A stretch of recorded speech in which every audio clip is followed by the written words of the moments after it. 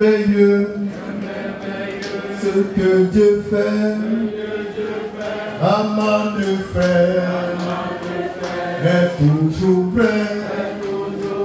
Quand on y croit, il répondra, c'est merveilleux, ce que Dieu fait. C'est merveilleux.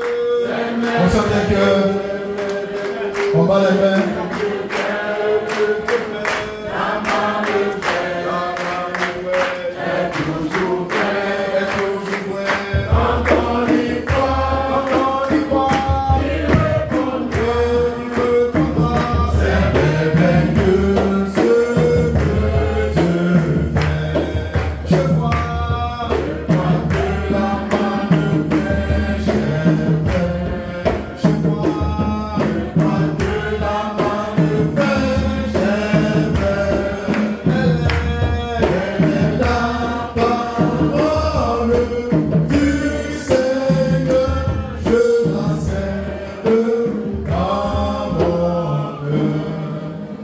Merci.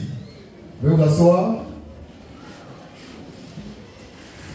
Maintenant, on va aborder le troisième et dernier message de ce dimanche, 29 juin 2025. Et après ce message, nous passons au lancement officiel de la cérémonie Olifofo 2025.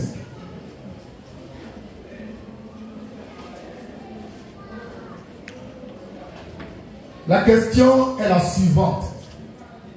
Question posée à tous ceux qui prêchent. À tous ceux qui prêchent.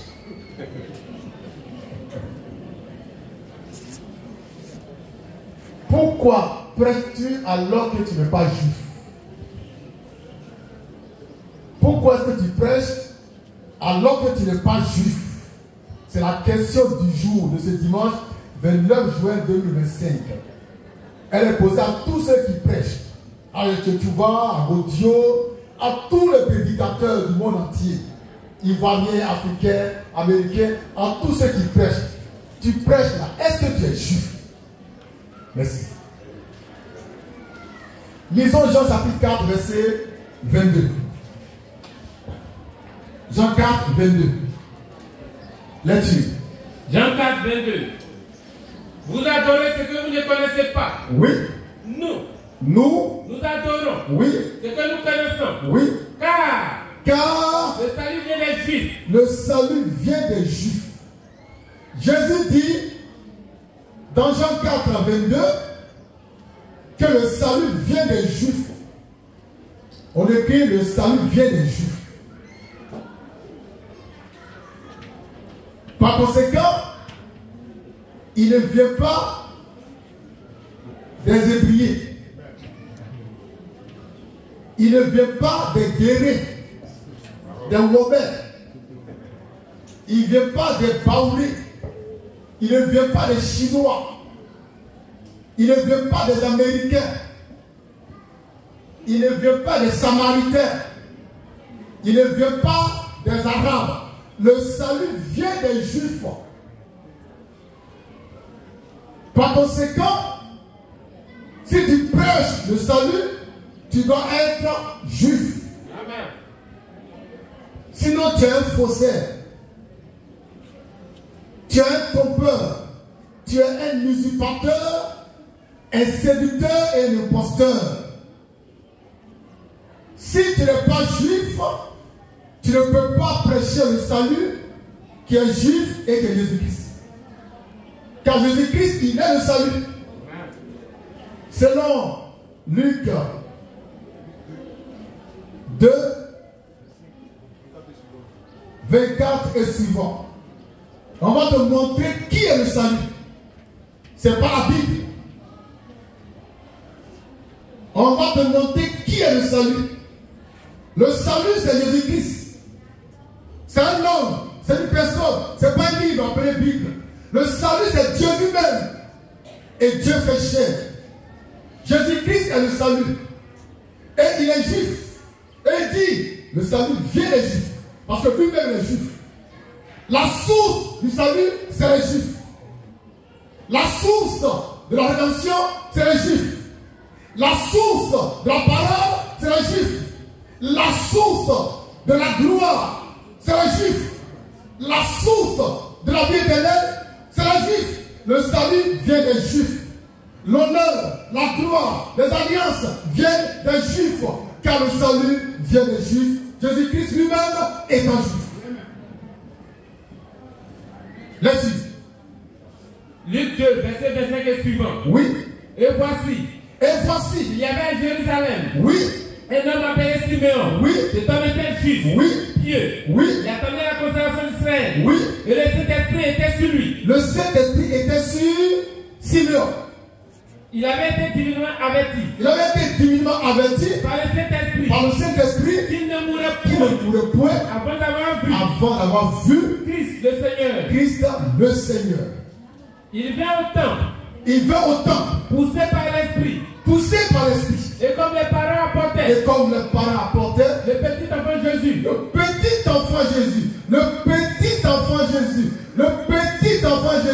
Il avait que 8 jours de naissance.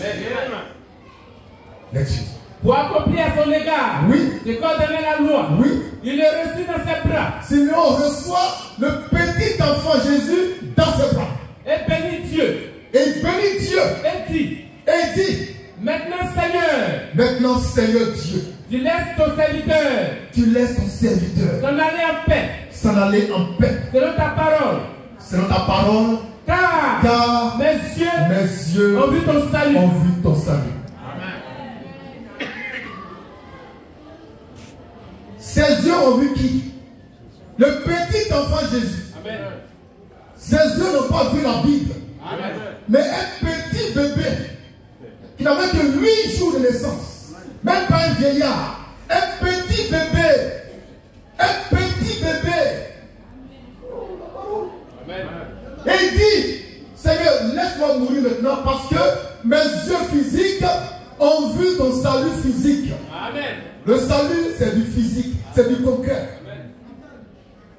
Ce n'est pas une fiction. Ce n'est pas une légende. C'est un homme.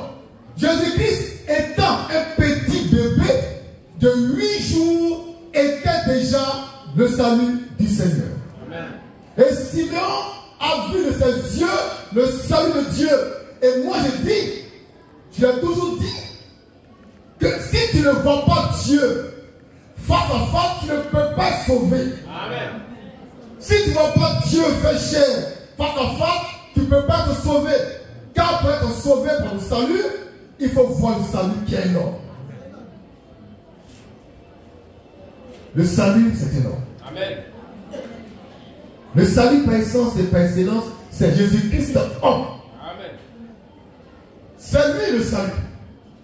Et il est juif. Et il dit à Matthieu en Jean 4, 22 que le salut vient des juifs. Amen. Car lui-même, il est juif de la tribu de Juda. Amen. Je voudrais, avant de poursuivre, rendre un témoignage à la gloire de Dieu qui est témoin de ce que je veux dire. Amen. Le 9 février 2023, le 9 février 2023, écrivez ça au tableau. Le 9 février 2023, j'étais en connexion avec le surnaturel, le divin, la divinité, Dieu lui-même. Et on se parlait. Je lui parle, il me parle. Dans un dialogue extraordinaire. Et il me dit, tu sais pourquoi je t'ai fait Moïse? Ça a commencé comme ça. Tu sais pourquoi moi je t'ai fait Moïse à Poitiers le temps des descendus.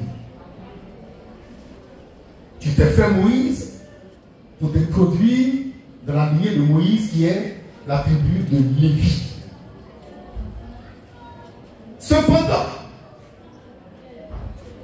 je t'ai introduit dans la lignée de Juda pour exercer le ministère auquel je t'ai appelé. Donc, depuis le 9 février 2023, le Seigneur Dieu lui-même a montré de quelle tribu je suis issu. Et je suis monté ici à la chair et puis j'ai proclamé sa parole. Moi j'ai un témoignage qui vient de Dieu, c'est plus grand que le témoignage des hommes. Je suis un juif de la tribu de Juda, donc j'ai droit à prêcher le salut. Car le salut vient des juifs. Il vient des juifs. Tu prêches. Rappelle-toi Jésus. Mais est-ce que tu es juif? Tu prêches. Rappelle-toi le salut pour sauver les pécheurs. Mais est-ce que tu es juif? Est-ce que toi tu es juif? Mais tu n'es pas juif et tu prêches. Et ce qui est bizarre, ceux qui ne sont pas juifs, ils prêchent plus que ceux qui sont juifs. Ils sont chauds, zélés. Ils font plus de tapage. Pourtant le juif est là. Incarné, il est là, il attend son œuvre. Et son œuvre est venue. Quand Jésus est venu, dans son temps, mais ça prêchait partout. Amen. Les Sadducéens prêchaient pour eux. Les pharisiens prêchaient pour eux. S'inspirant de la même Torah. Mais c'était en désaccord. Les Hérodiens, même les Zélotes, les scribes et docteurs de la loi, ça prêchait, ça bombardait. La vie était en mouvement. Mais quand Jésus vint, il en a dit, il a lu une écriture. Amen. Et dit aujourd'hui, cette écriture que vous avez entendue est accomplie en moi. Et ceux qui aiment les écritures ont voulu lapider Jésus. Et il leur dit, le Père et moi nous sommes un. Celui qui m'a vu a vu le Père. Amen. Ils disent quoi? Toi qui es né il n'y a pas longtemps, tu as vu le Père. C'est pas toi le fils de Marie. Ton père c'est pas le charpentier Joseph. Et puis il leur dit, vous les familles d'Abraham, qui serait votre père. Abraham, il a vu mon jour et il s'est réjoui. Et là, il voulait en finir avec Jésus. Tu n'as même pas âgé. Et tu as vu quelqu'un que nous n'a pas vu. Il dit ici, Abraham, il a vu mon jour, il s'est réjoui. Car avant qu'Abraham fût, je suis. Elle dit, je suis venu avant Abraham. Et personne ne comprenait son discours. Pourtant, ils avaient la Torah, les Écritures, mais ils ne comprenaient rien du tout. Un soir, nuitamment, un grand docteur de la loi, Nicodème, il s'est glissé entre les ruelles de la ville et puis il allait toquer la porte de Jésus qui était en mutation. Jésus ouvre, il rentre, et ça parle les rabbins. Elle dit, il veut influencer les gens par leur barbe, leur façon de s'habiller. Il a cité, il dit à Jésus, vraiment tu es un docteur que Dieu a envoyé. Sinon tu ne peux pas faire tous ces miracles. Jésus a dit, allons droit au but. Allons droit au but. Si quelqu'un ne naît de nouveau, il ne peut pas entrer au ciel. Il dit quoi? Moi j'ai 80 ans à Jésus. Il dit oui, je te dis. Si tu ne nais de l'esprit, tu ne peux même pas voir le ciel. Tu ne peux même pas le comprendre. Va me dire comprendre. Et il dit à Jésus, donc moi, tu veux que je retourne dans le sein de ma mère, et puis je renaisse pour comprendre toi ton royaume. Et il dit à Nicodème, tu vois, tu es docteur d'Israël. Tu enseignes tout le peuple. Tu es à Figayo, tu es à Inch'Allah, tu es partout. Bientôt tu vas au Cameroun ou au Gabon. Malgré ça, tu ne sais pas ces choses. Tu ne sais pas ces choses. Et tu prêches. Tu prêches. Tu prêches. Tu attires les gens. Ce jour-là, Nicodème a été délivré. Le salut vient des Juifs. Tu n'es pas juif, tu l'enfermes. Le salut vient des Juifs. C'est Jésus-Christ qui a dit ça. Et moi je répète ce que mon maître a dit. Le salut vient des Juifs. Moi je te prêche parce que je suis un Juif. Le salut, ton salut vient de moi. moi. Il ne veut pas de Jésus-Christ homme, il veut de moi. Je suis ton salut. Je suis ton salut. Je suis ton salut. Je suis le juif. Papa de maman. Papa de maman. Le salut de Corneille ne venait pas de Dieu, mais de l'apôtre Pierre. Il était le salut fait chair qui a parlé à un homme. Papa et maman. Lisons Jean chapitre 7, verset 38. Le salut vient des Juifs. Par conséquent, tout prédicateur qui n'est pas juif est un imposteur, un séducteur, un diable. Quelle que soit cette connaissance biblique, c'est un diable. Le salut vient des Juifs. Le salut vient des Juifs. Et c'est les Juifs seuls qui ont mandat pour prêcher le salut qui vient des Juifs et qui est un Juif. Si tu n'es pas juif, tu te tais. Et tu dégages. Amen. Je suis juif de la tribu de Juda. Dieu me l'a révélé le 9 février 2023. Je donne la date exacte. 9 février 2023, Dieu lui-même a dit, tu descends de la tribu de Lévi quant à la chair et de la tribu de Juda quant à l'esprit. Je suis un juif de la tribu de Juda. J'ai le droit de prêcher le message du juif Jésus-Christ. Car le salut vient des juifs. Si quelqu'un n'est pas juif de la tribu de Juda, et qu'il est juif de la tribu de Benjamin, alors le Seigneur, de façon spéciale, va prendre dans ce que 6 mois, mettre à 6 mois.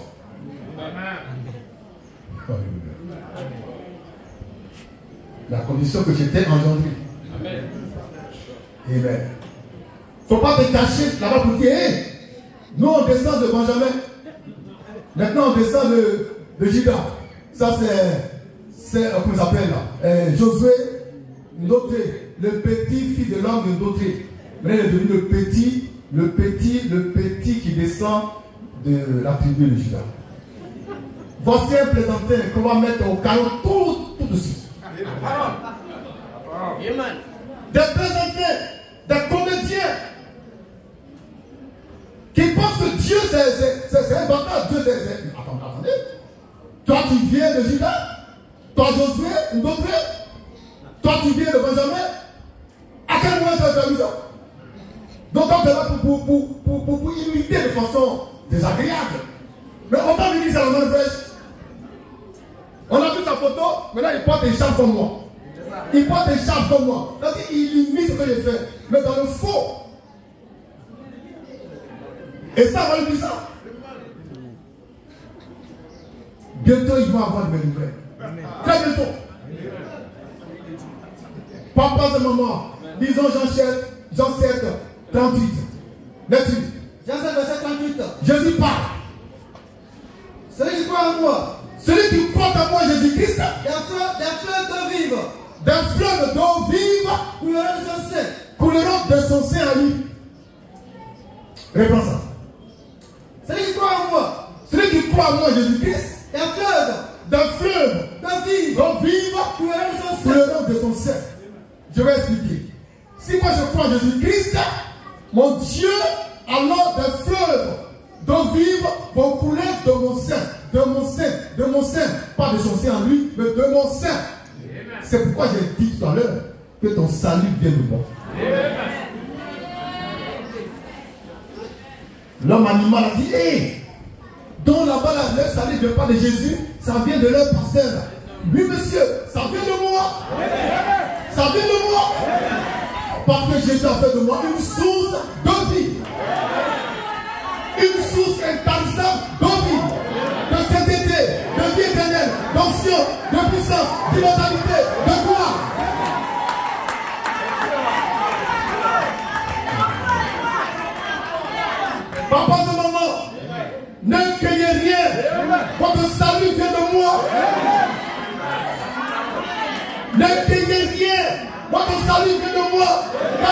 source de votre salut. Ne craignez rien. C'est Jésus qui a dit ça.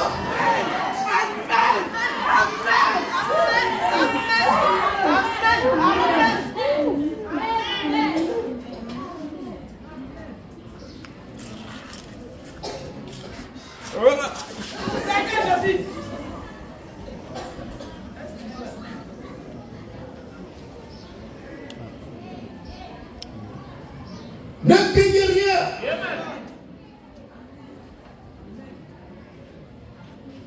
Car le Seigneur Dieu que vous cherchez est entré dans son temple.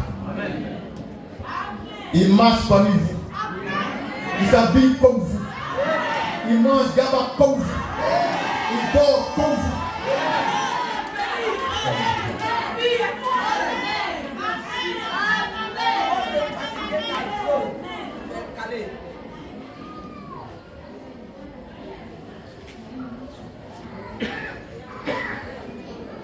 On reprend Jean 7, 38. C'est la parole du Seigneur Jésus-Christ. Parole infaillible. Jésus dit, il faut comprendre ce mystère. Il a dit à ses disciples, celui qui croit en moi, celui qui croit en moi, d'un fleuve d'eau vive couleront de son sein à lui. Lorsque l'apôtre Pierre a cru en Jésus-Christ, des fleuves d'eau vive ont coulé de son sein. Lorsque l'apôtre Jean a cru en Jésus-Christ, des fleuves d'eau vive ont coulé de son sein. Lorsque l'apôtre Paul a cru en Jésus-Christ, des fleuves d'eau vive ont coulé de son sein. Maintenant, moi, si je crois en Jésus-Christ, des fleuves d'eau vive coulent de mon sein. Je suis une source. Je suis une source. Et je dis, j'insiste, je persiste, je signe, votre salut vient de moi. Votre joie vient de moi. Votre prospérité vient de moi. Je suis votre source.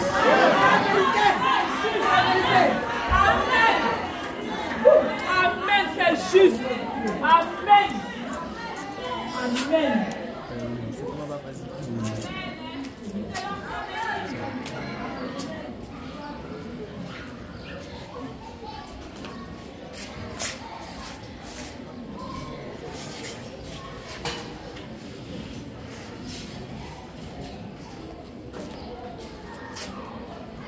Je suis une source d'eau vive.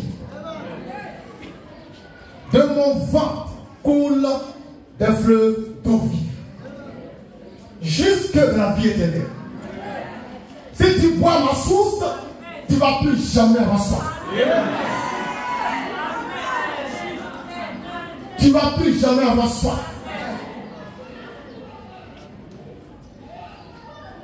Si tu manges ma chair et bois mon sang, tu as la vie éternelle. Papa et maman, c'est des choses qui dépassent l'entendement de l'homme animal. Il pense que je blasphème.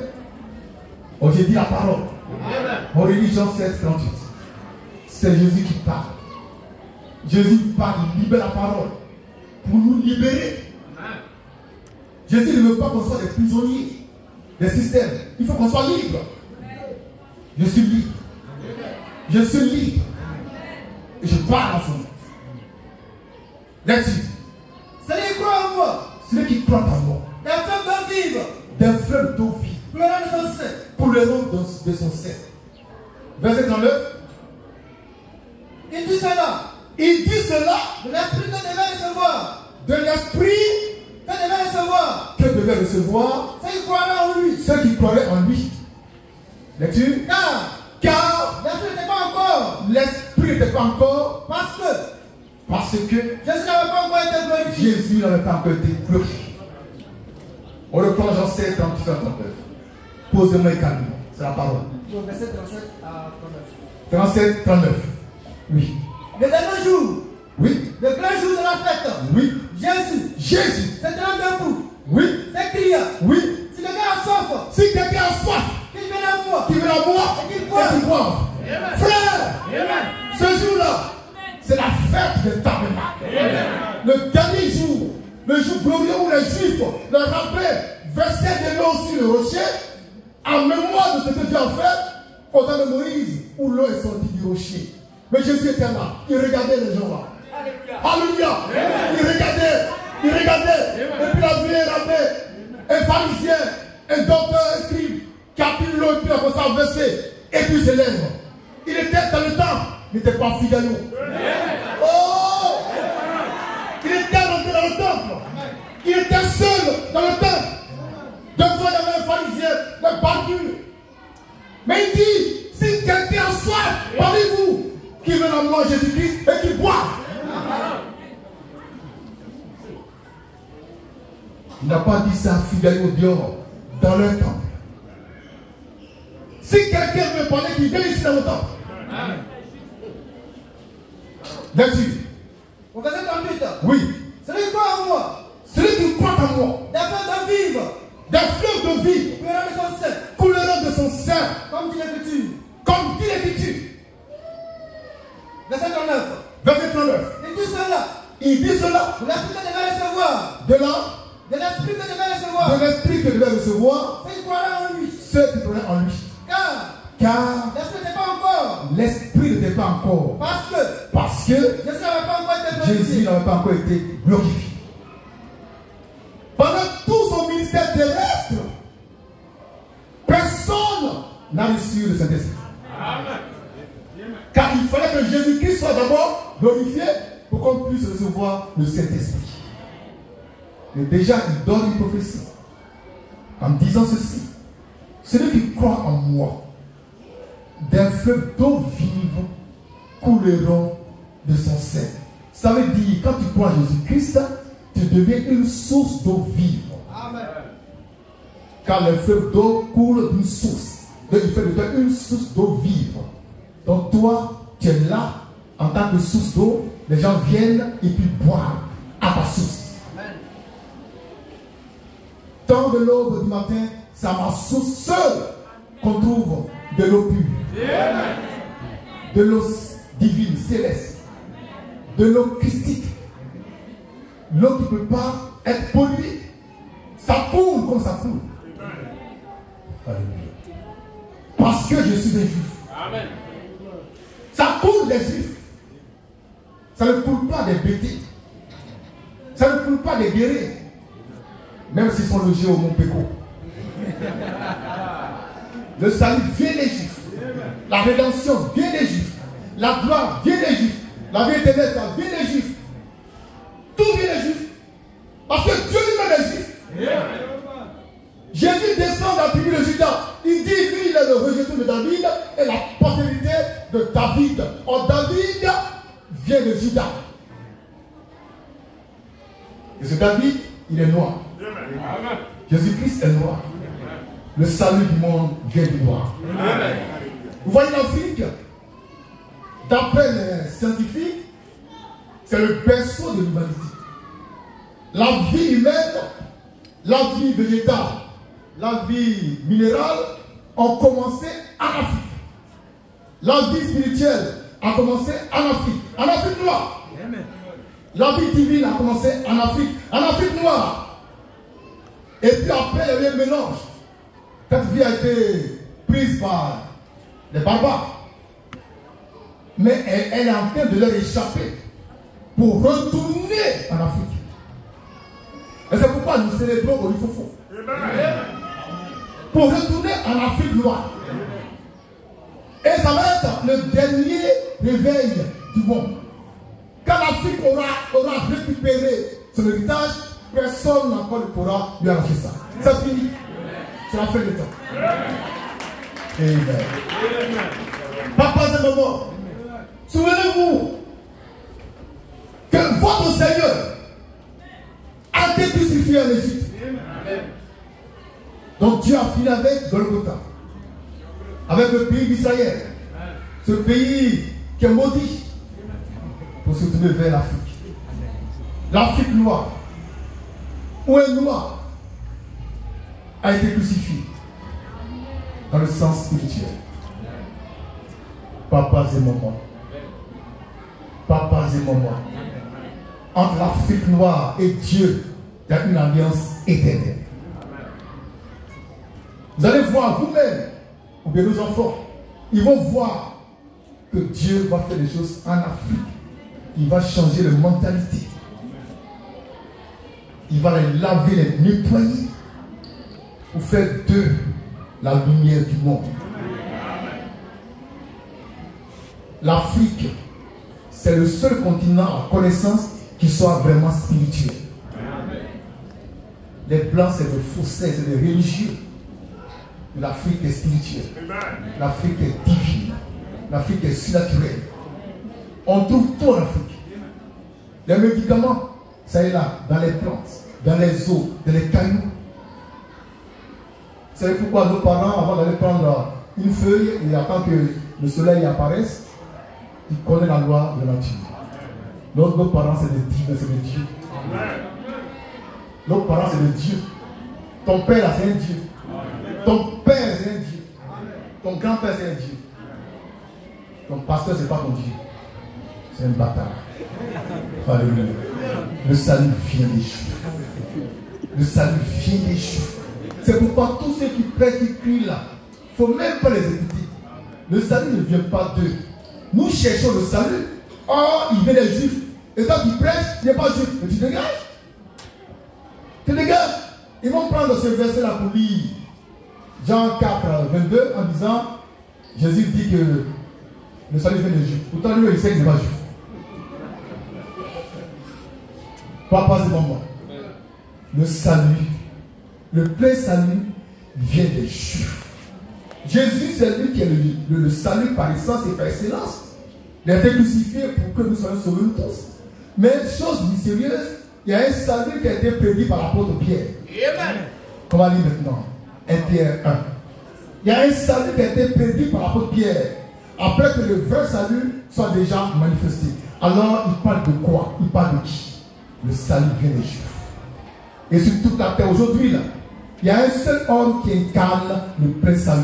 Christ Moïse, le Fils de l'homme, l'homme 3 fois 7, le Machia du Seigneur, l'homme qui ne pêche pas, le Juif de la tribu de Juda. Lecture. 1 Pierre 1, 5. Lecture. À vous qui, oui, par la puissance de Dieu, oui, êtes gardés, oui, par la foi, oui, pour le salut, pour le salut, prêt à être révélé, prêt à être révélé dans les derniers temps. Dans les derniers temps. Lorsque l'apôtre Pierre écrivait ça, Jésus-Christ, le salut, avait déjà été révélé. Mais il dit qu'il y a un salut qui est prêt à être révélé dans les derniers temps. Ce salut-là, il sera un homme. Plus précisément, un noir. Un juif. Un vrai juif. Un noir. Mais qui va naître dans un milieu à Tchad. Dans un village malfamé, Godouni. Son père va s'appeler Joseph. Et sa mère, Marie. Comme Jésus. Je ne sais pas si c'est une histoire ou une coïncidence, mais c'est que mon père s'appelle Joseph, ma mère s'appelle Marie. Quel mystère. C'est pourquoi soyez attentifs à ma voix. Car je suis la voix de ton salut. Je vous aime.